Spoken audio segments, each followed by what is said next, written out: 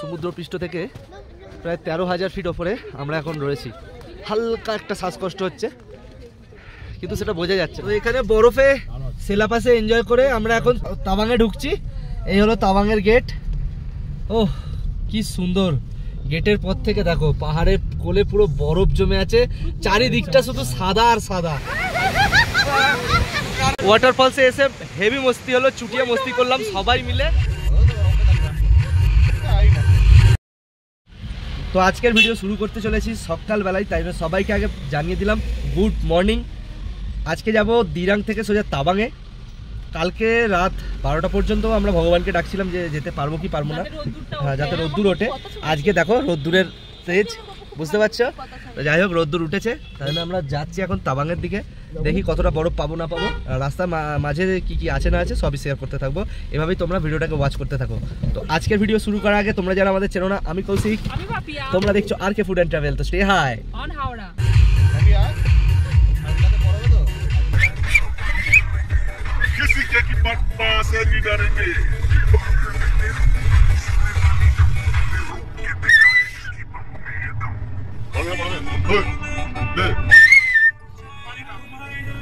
আজ আমাদের অরুণাচল প্রদেশের গন্তব্যস্থল হলো তাওয়াং। তাই তাওয়াং যাওয়ার পথে যা যা রাস্তায় আমরা পাবো সবকিছুই কিন্তু আপনাদের সাথে শেয়ার করব। অরুণাচলে সেলাটপ যাবার আগে বৈশাখী বেস ক্যাম্প আমাদের সামনে এলো। তো এই বৈশাখী বেস ক্যাম্পে আমরা নামলাম। খুব তাড়াতাড়ি ভিডিওগ্রাফি ফটোগ্রাফি যা কিছু করার সব কিছু করে নিতে বললো। তার কারণ হচ্ছে অনেক গাড়ি ওপরে উঠে যাচ্ছে, আমরা যাতে জ্যামে না ফেসে যাই। তোমরাও এরকম তাড়াতাড়ি করো। তো একটু দেখে নাও এখানকার ভিউটা। দিরাং থেকে যাওয়ার পথেই এই জায়গাটি পড়ে, এটির নাম হলো বৈশাখী। এটা হলো আর্মি বেস ক্যাম্প, এটা আর্মি ওয়্যারহাউসও বলতে পারেন। এখানে আপনারা পাবেন ভিউ পয়েন্ট এবং এটিএম, ক্যাফে, সোয়েটার, টুপি, জ্যাকেট এসব কেনার জায়গা। বেস ক্যাম্পে তোমরা এখান থেকে সব ড্রেস কিনতে পারবে, টুপি, জ্যাকেট ফ্যাকেট সব কিছু কিনতে পারবে। ও সাইডে ক্যাফে রয়েছে একটা, ক্যাফেটেরিয়া। এই সাইডেও একটা ক্যাফেটেরিয়া রয়েছে, চা কফি ইডলি ধোসা সব কিছু পেয়ে যাবে, সামোসা সব কিছু পেয়ে যাবে। এটা এখনও যায়নি। সাথে গ্লোসারিজ সব কিছু জিনিস পেয়ে যাবে, গ্লোসারিজ জিনিস। এখানে আমরা কিছুক্ষণ সময় কাটিয়ে সোজা বেরিয়ে যাচ্ছি সেলাটপের উদ্দেশ্যে, কারণ কি ভিড় হয়ে গেলে ওখানে গাড়ি আর ওঠা মুশকিল হয়ে যাবে। I love Arunachal. Welcome to Sela tunnel. Finally চলে এলাম সেলা টানেলের একদম মুখে। So beautiful, so elegant, just looking like a wow.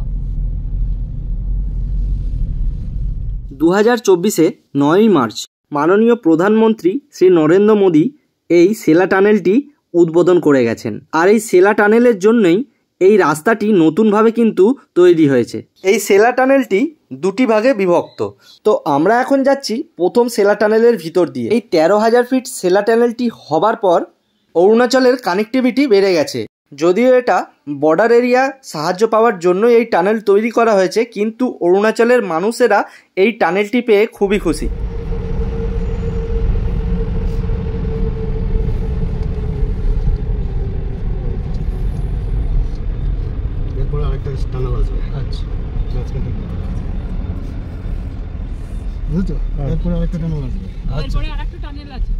ওইখানে ছবি তুলতে যাচ্ছি, বরফ দেখো কতটা, পাটা কতটা ঢুকে যাচ্ছে দেখো। এখানে এক্ষুনি বরফ পড়ে যাবে, শ্বাসকষ্ট হচ্ছে। বেশিক্ষণ সময় নেব না। এই রে এ দেখো কেমন ঢুকছে, দেখো এই দেখো ঢুকলাম, এই দেখো ঢুকলাম। না না না, বেশিক্ষণ দাঁড়ানো যাবে না। ভারত মাতা কি ভারত মাতা কি। এটা মানালিও নয়, সিমলাও নয়, কাশ্মীরও নয়, আমরা এখন আছি অরুণাচল সেলাপাস। বরফের কতটা ঘনত্ব ঠিক বোঝা যাচ্ছে না, তাই ভিতরে কতটা ঢুকে যাবে একটা রিস্কি ব্যাপার আছে। আর বলছে এর থেকে আরো বরফ পড়ে যাবে, তাই বেশি ওভার এক্সাইটেড না হয়ে যতটুকু পাওয়া যায় ততটুকুই শান্তি। এখনো অনেক কিছু দেখার বাকি আছে, এখনো একটা টানেল বাকি আছে, সেই টানেল টপকে আরো অনেক বরফ পাবো। যেটা টানেলটা তোমরা দেখলে এর আগে এর পরেও একটা টানেল পড়বে, দুটোই একসঙ্গে উদ্বোধন হয়েছে। আর আমরা খুব লাকি যে সেই টানেল দিয়ে আমরা এখান থেকে যেতে পারছি। ফার্স্ট এক্সপেরিয়েন্স, খুব ভালো লাগছে। 9 তারিখে, এই মাসেরই 9 তারিখে নরেন্দ্র মোদী এই টানেল দুটোকে ওপেন করেছে। হ্যাঁ, তো খুবই একটা এক্সাইটেড ফিল হচ্ছে। এই হচ্ছে চারিদিকের ভিউ। ও কি সুন্দর বরফ, মানে এই লেভেলের এই মাত্রায় বরফ যে দেখবো কল্পনা করতে পারিনি। মানে বরফ দেখবো সেটা তো জানি, কারণ প্রচুর পরিমাণে বৃষ্টি হয়েছে, তাই বরফ তো দেখবো এটা একদম 100% ছিলাম। আর তার থেকেও বড় মন খারাপ ছিল আমার, বরফের জন্য রাস্তা ক্লিয়ার পাবো কিনা।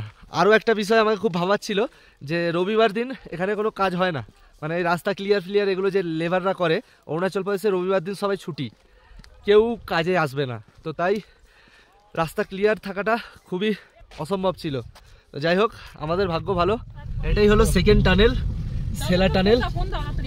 জানি না মেঘের কারণে তোমরা দেখতে পাচ্ছ কিনা, আমি তো দেখতে পাচ্ছি। বাহ কি দারুণ, দেখো টানেলের ভেতরেও আইস। দেখো প্রায় 1.5 কিলোমিটারের টানেল পার করে আমরা এখন যাচ্ছি সেলা পাসে। সেলা পাস টপকে যাবো তাবাংয়ের উদ্দেশ্যে। একটা টানেল আমরা টপকে গেছি, আর এই একটা 2 নম্বর টানেল আমরা টপকাচ্ছি। যা তেরি, এদিকে সানলাইট আর ওদিকে সানলাইট নেই। এটা কোন জায়গা গো? সেলা পাস। ভাই সাহেব কি দারুণ! কেমন লাগছে? কেমন লাগছে? রোদ্দুর দেখো, রোদ্দুর, আর আকাশটা পুরো ক্লিয়ার স্কাই। ওই দিকটা টানেলের ওই পাশটা মেঘলা, আর এই দিকটা রোদ্দুর। কি অদ্ভুত ব্যাপার না? মানে এটা টানেলের ওপারে আমরা গেলাম যখন ছিলাম, তখন কিন্তু কোনো সানলাইট ছিল না। টানেলের এপারে আসতেই পুরো সানলাইটে ভরপুর। দেখো পুরো চারিদিকটা কি সৌন্দর্য। কিরকম যেন ধোঁয়া উঠছে, দেখো। দেখো পেছনে লেখা আছে সেলা টানেল।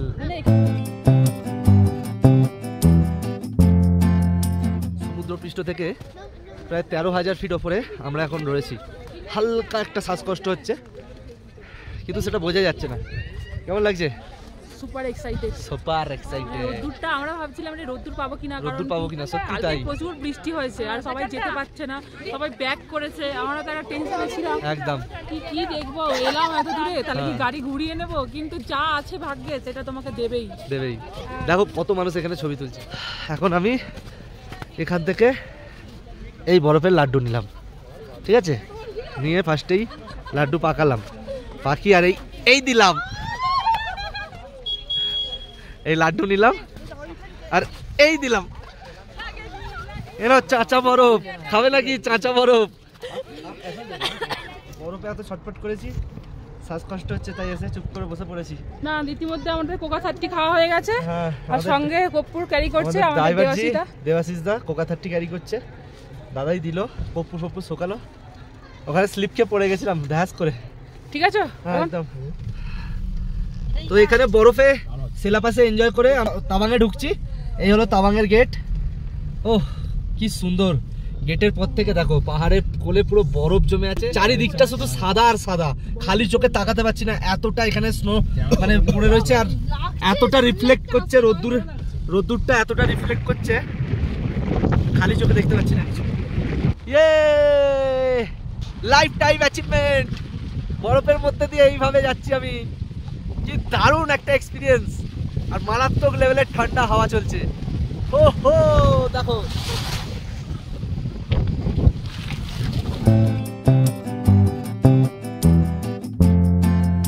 আমরা দিরাং থেকে 82 কিলোমিটার পথ অতিক্রম করে এই পাহাড়ি রাস্তায় চারিদিকে বরফ এবং অপরূপ সৌন্দর্য উপভোগ করতে করতে সোজা চলে এলাম জাসমানগড়ে।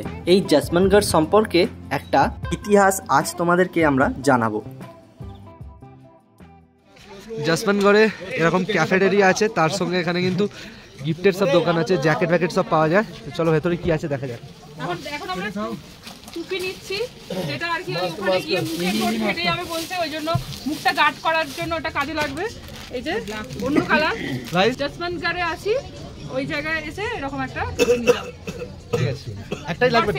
একটাই লাগবে তো? হ্যাঁ, একটাই। এই সমস্ত জিনিস আমাদের নেওয়া হয়েছে: dosa, patties, cream roll. Heavy tasty. ঈদের সময় সবই ভালো লাগে। ইয়া কেমন টেস্ট?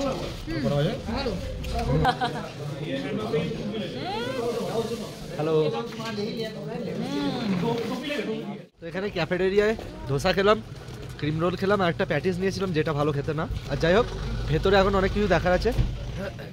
চলো। এখানে সকালবেলা পুরো বরফে ভর্তি ছিল, 2-3 ইঞ্চির মতো। এখানে এই বরফগুলো দেখে বুঝতে পারছো, এখানটা পুরো ভিজে।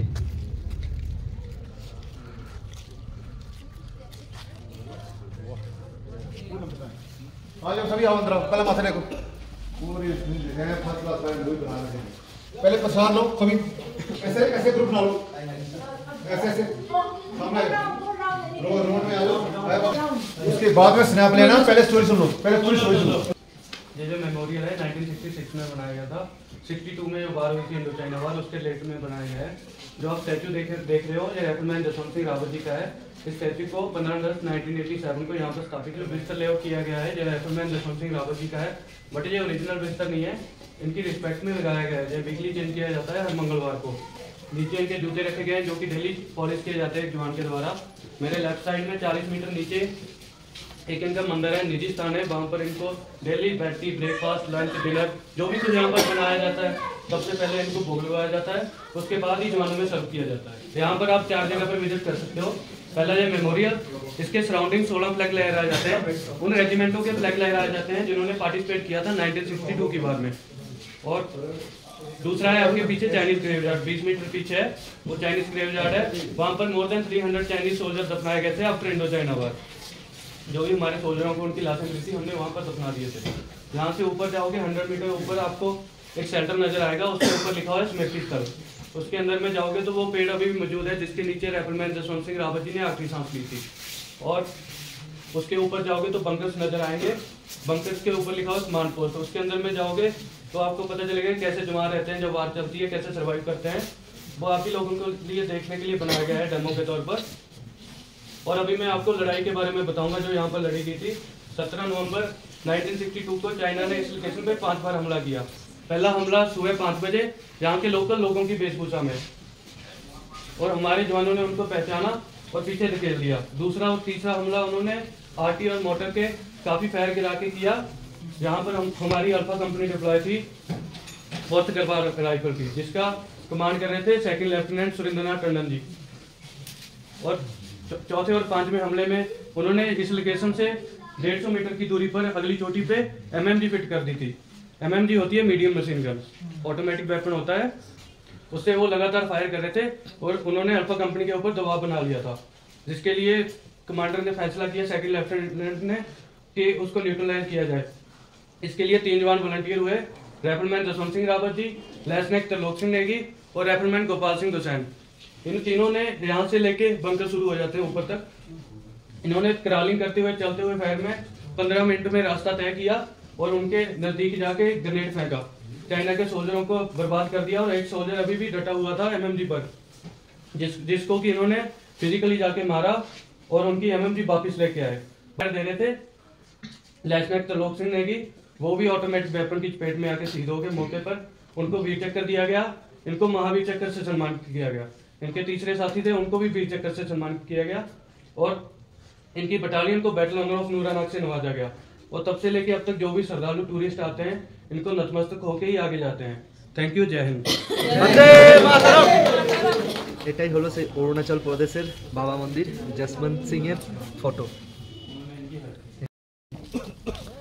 এখন যাব বাংকারের সাইডে, যে মানে কিভাবে আর্মিরা সার্ভাইভ করে না করে সবকিছু ডেমো হিসেবে রাখা আছে আমাদের জন্যই।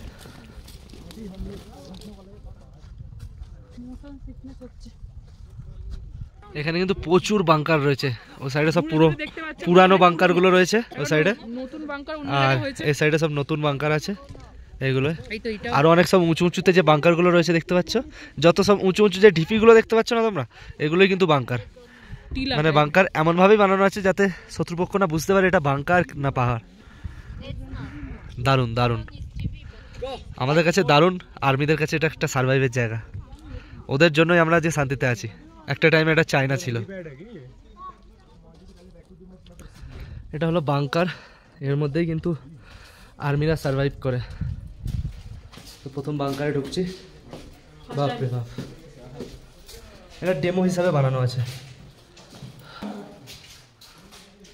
এখান থেকেই গোলাগুলি চলে আরো বাংকারের ভেতরে।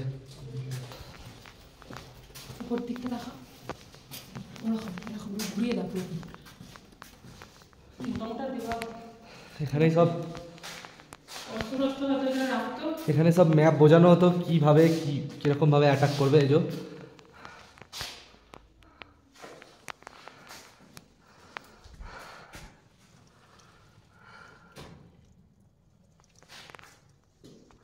এগুলোই হলো তাহলে বাংকার। হ্যাঁ, এতদিন ধরে টিভিতে দেখতাম বাংকার। ফার্স্ট কোনো বাংকার এসেছে, এই যে এখানে দেখছি এখানে আর্মিরা রেস্ট নেওয়ার জন্য বেড আছে, প্লাস এখান থেকেই নিজেরা তৈরি হতো, নিজের অস্ত্র শস্ত্র জ্যাকেট যা গ্যাজেটস আছে সব এখান থেকেই কিন্তু প্রয়োজনীয় জিনিসপত্র এখানে রাখা আছে স্টোর। হ্যাঁ চলো। ভিতর থেকে জানলাটা দেখালাম বাংকারে, বাইরে থেকে দেখো মানে যখন বরফ জমে বাংকার তো পুরোপুরি ঢেকে যায়। এদিকেও দেখো, এখানে এইখানটা পুরো স্নো কভার কিন্তু ছিল আমরা আসার আগে, কারণ তখন এখন গলে গেছে রোদ্দুরের এটা পড়ে গলে গেছে। যে জল পড়ছে দেখছো, এগুলো বরফ গলা জলই পড়ছে। কিরকম যেন একটা ভয়ানক একটা ব্যাপার লাগছে। আর্মি, চায়না আর্মি এই জায়গাটাকে দখল করে নিয়েছিল। জসবন্ত সিং এখানে কিন্তু একা নিজে লড়ে 340 জনকে মেরেছিল, তাই জন্য কিন্তু এখানে নামটা জসবন্তগড় হয়ে গেছে তারপর থেকে। আর এখানে ফ্রিতে জসবন্ত সিং এর নামে এখনো ফ্রিতে জল আর গরম জল আর চা প্রোভাইড করা হয়, এবং লঙ্গরখানায় ফ্রিতে খাওয়া দাওয়া হয়। 1962 সালে ইন্দো চায়না ওয়ারের টাইমে জসবন্ত সিং রাওয়াত দ্য রাইফেলম্যান এই গাছের তলাতেই নিজের মৃত্যুবরণ করেছিলেন গুলিবিদ্ধ হওয়ার পর। আজও সেই গাছের অংশ এই মিউজিয়ামে গচ্ছিত করে রাখা আছে। এছাড়াও এখানে সুসজ্জিত করে রাখা আছে এনাদের ব্যবহার করার সামগ্রী। Few moments later. যাচ্ছি জাং ওয়াটারফলসে, যেখানে রেনবো দেখা যায়। জানি না দেখতে পাবো কিনা, একটু বেলা হয়ে গেছে কিন্তু রোদ্দুরটা আছে। চলো তাড়াতাড়ি, আর দেরি করো না।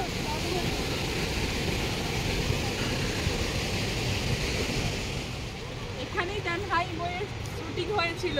মাধুরী দীক্ষিত এখানে তানহাই বইয়ের শুটিং এ, তানহাই বই না, কোয়লা বইয়ের শুটিং, তানহাই গানে নেচেছিল। কি সব ভুলভাল বকছো? ওই তো ওই একই।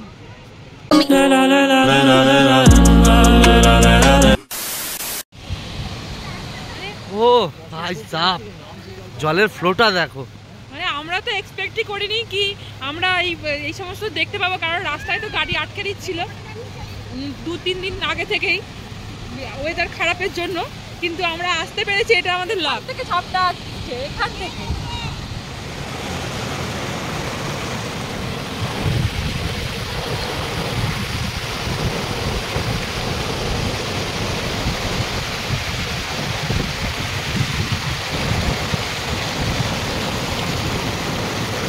ওয়াটারফলসে এসে হেভি মস্তি হলো, চুটিয়া মস্তি করলাম সবাই মিলে। আর প্রথমে এরা ছবিই তুলতে চাইছিল না, জোর করে ছবি তুলিয়েছি। কে এলো রে ভাই? একদম একদম যেতে যেতেও এখন ওয়াটারফলসটা ছেড়ে যেতে ইচ্ছা করছে না। এখন মনে হচ্ছে যেন এখানেই কিছুক্ষণ সময় কাটাই, কিন্তু তাবাঙেও ঢুকতে হবে, অনেকটাই যেতে হবে আমাদেরকে, তাই এখান থেকে চলে যাচ্ছি। আর কালকে ওয়েদার খারাপ থাকবে কি না ভালো থাকবে ওটা তো জানে না কে, ওই জন্য কালকে আবার যাবো বুমলা পাস, সেখানে চুটিয়া মস্তি হবে। ওয়াটারফলসটা ভালো লাগবে না দেখতে, ওই জন্য আজকেই চান্সটা নিয়ে নিলাম। হ্যাঁ, তো চলো নেক্সট দেখতে থাকো তোমরা। Much later. জাং ওয়াটারফলস থেকে সময় কাটিয়ে সোজা চলে এলাম মুন প্যারাডাইস হোটেলে। তো এই হোটেলটা সত্যি খুব ভালো। এই হোটেলের পুরোটা কিন্তু তোমাদেরকে কালকে দিনের বেলা দেখাবো, আজকে রাত্রিবেলা তো সেরকমভাবে দেখানো সম্ভব হচ্ছে না। তো এখন আপাতত রুমটা দেখো। এই হচ্ছে আমাদের রুম। এখানে একটা ঢুকেই আলনা দিয়ে দিয়েছে, এখানে সুন্দর সব টেবিল আছে, এখানে একটা টি টেবিল আছে, রুম হিটার দিয়ে দিয়েছে গরম হওয়ার জন্য। ওহ কি সুন্দর একটা গরম আবহাওয়া আসছে এই ঠান্ডা ওয়েদারে। তাওয়াঙে তোমরা জানো যে কীরকম ঠান্ডা পড়ে, তো তার জন্য রুম হিটার দিয়ে দিয়েছে। এখানে একটা টিভি সেটটপ বক্স, এদিকে মিরার আছে। আর এই হলো আজকে আমাদের ঘুমানোর জায়গা। এটা ডবল বেড, এটাকে জুড়ে দিয়েছে, জুড়ে দিয়ে এটা 2 বেড হয়ে গেছে, মানে একসঙ্গে দুজন শুতে পারবে আরামসে। আর এখানে ব্যবস্থাপনা খুবই ভালো। এই হলো রুমের পুরো ডেকোরেশন। এই সাইডে একটা খুব ভিউ একটা জানালা আছে, সেটা দিনের বেলা তোমাদের দেখাবো, পুরো প্রপার্টিটা দিনের বেলা দেখাবো। আর এখানে হচ্ছে আমাদেরকে কল করার জন্য একটা ল্যান্ডফোন দিয়ে দিয়েছে, এখানে 200 ডায়াল করলেই ওদেরকে যা অর্ডার করবো সঙ্গে সঙ্গে ওরা দিয়ে দিচ্ছে, খুবই সুন্দর। আর এখানে কমপ্লিমেন্টারি এখানে দিয়ে দিয়েছে কেটেল আর 2টো কাপ দিয়ে দিয়েছে। এখানে কফি, চা, তারপরে চিনি সব কিছুই রয়েছে, এটা কমপ্লিমেন্টারি, ঠিক আছে। এটা আমার দেখে খুব ভালো লাগলো। আর একটু তুমি বাথরুমটা দেখে নাও তোমরা। এই হলো বাথরুম, পুরো পরিষ্কার চকচকে ঝকঝকে। এখানে গিজার আছে, গিজারের লাইন এই কলের সাথেও আছে, এই কলের সাথেও আছে, ওখানে হ্যান্ড শাওয়ারের সাথেও আছে। যাই হোক, আমার তো বেশ ভালো লেগেছে, তোমরা আসতেই পারো। হোটেলের নাম হচ্ছে মুন প্যারাডাইস। পুরোটা কালকে দেখাচ্ছি। আর আজকে এখানেই ডিনার করবো, কি ডিনার করছি না করছি সব কিছু দেখতে থাকবে। চলো দেখতে থাকো, কন্টিনিউ। আমাদের এখন ডিনার চলছে। আমরা হোটেলেই আজ অর্ডার করেছি, নুডলস নিয়ে নিয়েছি। এখানে দুখানা চিকেন হাক্কা নুডলস আছে, মোটা ম্যাগি, তোমরা ভুলভাল শুনো না। আর এখানে আছে চিকেন বাটার মশলা, আর নিয়ে নিয়েছি 8 পিস রুটি। দেখাও দেখো, ও চিকেনের পিসগুলো বেশ বড় হলুদ বড় হলুদ আছে মোটা ম্যাগি, আর খুব সফট। কিন্তু চিকেনটা কি বলো, ম্যাগি বলো, ম্যাগি বললাম। টেস্ট আছে, কেমন টেস্ট আছে, দারুণ। ওই খাও, চিকেনটা না দেখো বসাতে তুলোর মতো, ভালো, খুব ভালো সার্ভিস। কেমন রিয়া? আমি দাঁড়াও টেস্ট একটু টেস্ট করো। पहले चिकन, टेस्ट कैसा है? नमक थोड़ा सा कम है हाँ लेकिन चलेगा, लेकिन अच्छा है, ना चलेगा। चलेगा। पाते कैप्सिकम যাচ্ছে। কে রে অমিত, কেরাম? সুন্দর না? এবার আমি একটু খেয়ে দেখি। এই নিয়ে নিলাম।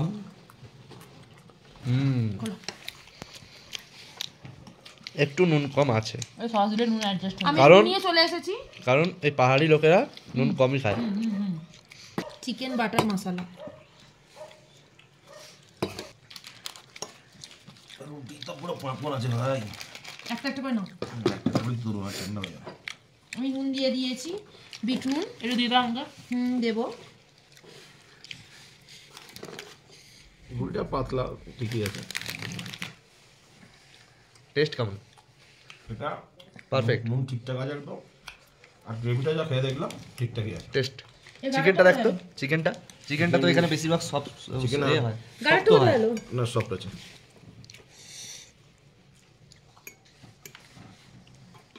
টেস্ট চিকেন আছে, বেশ চিকেন। আমার স্টুডেন্টের জন্য। ওকে। আমি নিয়ে নিয়েছি চাউয়ের সঙ্গে, মোটা ম্যাগি, তার সঙ্গে পনির বাটার মশলা দিয়ে আমি খাচ্ছি। পনিরও দিয়ে দিবা। এই সরি চিকেন বাটার পনির? মশলা, সরি সরি। সস দিয়ে দিয়েছি, আর এর সঙ্গে একটু বিট নুন রিয়া দিল। পুরো একদম বেশ মাখা মাখা টাইপের হলুদ কালারের একটা নুডলস। তার সঙ্গে একটু গ্রেভি নিয়ে নাও। তার সঙ্গে একটু গ্রেভি নিলেই হয়। প্রচুর ভেজিস, ভেজিসও দিয়েছে।